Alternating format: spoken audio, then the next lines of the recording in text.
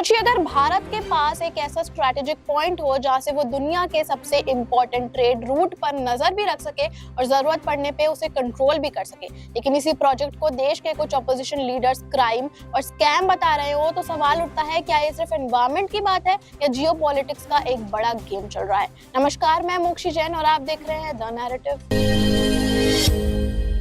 दरअसल great Nicobar project एक 81,000 करोड़ का मेगा इंफ्रास्ट्रक्चर प्लान है जिसे इंडिया अपना इंडो पैसिफिक ट्रम्प कार्ड मान रहा है। लेकिन leader of opposition Rahul Gandhi ने इसे one of the biggest scams और serious crime against natural and tribal heritage बता दिया है। वहीं सोनिया गांधी ने इसे जनजातीय अस्तित्व के लिए खतरा बताया। तो आखिर सच क्या है?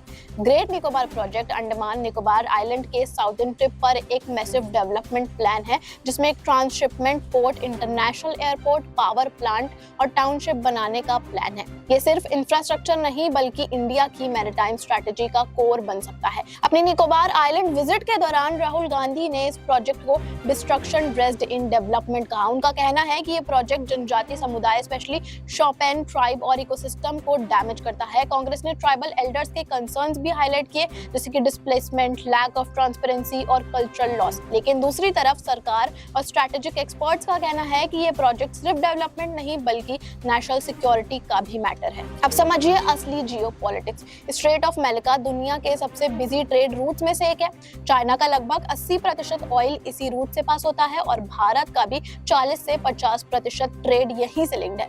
चाइना की स्ट्रैटेजी क्लियर है, वो हर मेजर चेक पॉइंट के आसपास अपनी प्रेजेंस स्ट्रॉन्ग कर रहा है ताकि अपने सप्लाई लाइन सिक्योर कर सके और इंडियन ओशन में डोमिनेंस बना सके। अगर इंडिया ग्रेट निकोबार डेवलप करता है तो वो मैलिका के बिल्कुल एंट्रेंस पर एक स्ट्रॉन्ग पोजीशन ले लेगा। एक और एग्जांपल देखिए, स्ट्रेट ऑफ हॉर्मुज, यहाँ से दुनिया का लगभग 20% ऑयल पास होता है और ईरान सिर्फ एक साइड कंट्रोल करता है। फिर भी ग्लोबल पावर को ईरान का इन्फ्लुएंस कंसिडर करना ही पड़ता है। अब इमेजिन कीजिए ग्रेट निकोबार के थ्रू इंडिया यूएस स्ट्रेट के एंट्री पॉइंट पर होगा जहां से चाइना का 80% ऑयल 2/3 ट्रेड पास होता है।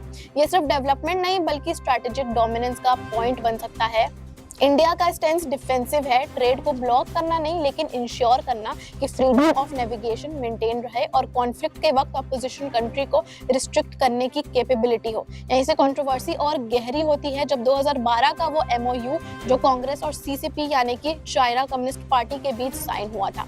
उस डील में क्या बात हुई थी वो आज तक कभी पब्लिक डोमेन में सामने नहीं आया। इसीलिए जब भी राहुल गांधी ग्रेट निकोबार जैसे स्ट्रेटेजिक प्रोजेक्ट का खुलेआम विरोध करते हैं तो पॉलिटिकल नैरेटिव में ये सवाल उठता है कि क्या ये सिर्फ एनवायरमेंटल कंसर्न है या इनडायरेक्टली चाइना के स्ट्रेटेजिक इंटरेस्ट को बेनिफिट करता है। ग्रेट निकोबार का लोकेशन यूनिक है। ये बे ऑफ बंगाल और अंडमान सी के जंक्शन पर है। यहाँ से इंडिया मैलिका स्ट्रेट पर निगरानी रख सकता है, इंडियन ओशन में नेवल डोमिनेंस स्ट्रॉन्ग कर सकता है और ग्लोबल शिपिंग रूट्स पर अपनी प्रेजेंस एस्टैब्लिश कर सकता है। ये प्रोजेक्ट भारत को एक ऐसे पोजीशन पर ला सकता है जहां वो इंडो पैसिफिक पावर डायनेमिक्स में गेम चेंजर बन जाए। तो ये एक तरफ एनवायरमेंट, ट्राइबल राइट्स और सस्टेनेबिलिटी के जेन्युइन कंसर्न्स है और दूसरी तरफ national security, global trade, dominance और चाइना को काउंटर करने का स्ट्रेटेजिक विजन।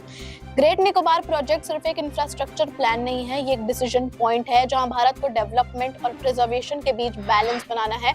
और सबसे बड़ा सवाल, ऑपोजिशन पार्टी के लिए ये मुद्दा सिर्फ पर्यावरण का है या जियोपॉलिटिक्स की बाजी का? मुझे कमेंट करके जरूर बताइएगा।